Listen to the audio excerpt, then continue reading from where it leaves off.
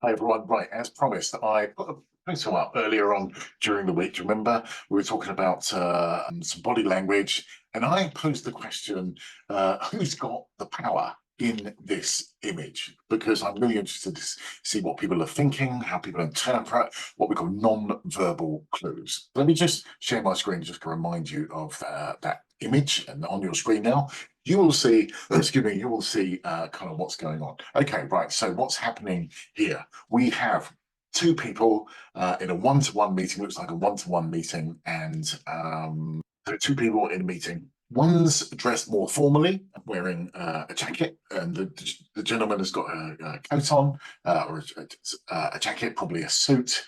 And given this may even be wearing, we can't tell. So I'm just going to go with what we perceive, and I don't want to make stuff up. And that's a really important point. You should never guess. Okay, so, or if you are guessing, let everyone know it's a guess. And the same applies to forecasts and pipeline as well. Right, back to this photo. And here we've got a woman, a professional woman, a younger woman. Let's have a look at what's going on. So he's got a jacket on. She doesn't have a jacket on. And that suggests, well, let you think about that for a second. What does that suggest to you? For me, it suggests that she feels that she doesn't need to wear a jacket.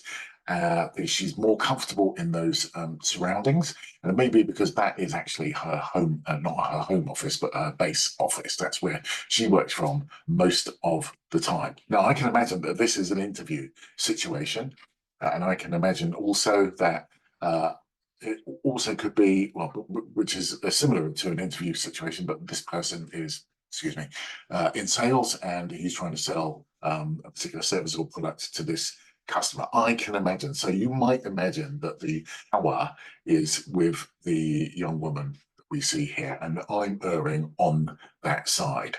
If the power was with this person here, I think there would be a different set of body language going on.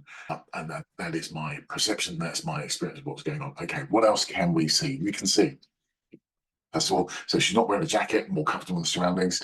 There is eye contact going on. That's really important. In Western culture, we build rapport and we build trust by looking people in the eyes. And right now, I've broken eye contact with you.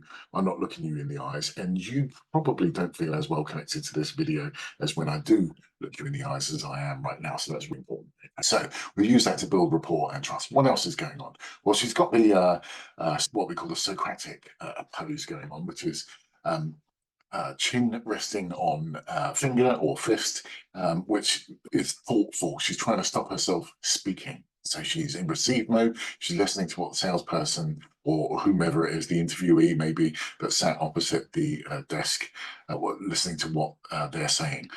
Her head is also tilted, and that suggests a higher level of engagement. She's very engaged, really listening intently to what's going on. So it's great communication skills on her part to signal to the man that she's really listening to what he has to say. So that's complimentary. That's really positive. Now, if she wasn't very interested, she would be sat bolt upright. She probably wouldn't have as interested body language. Her head would be straight.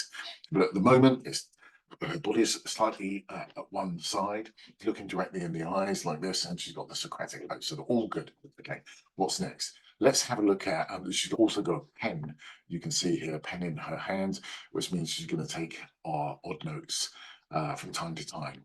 And it's really interesting to monitor when someone's writing, at what point, wondering what, wouldn't it be great if you could find out what she was writing about, what notes are you, what you said that made it noteworthy for her.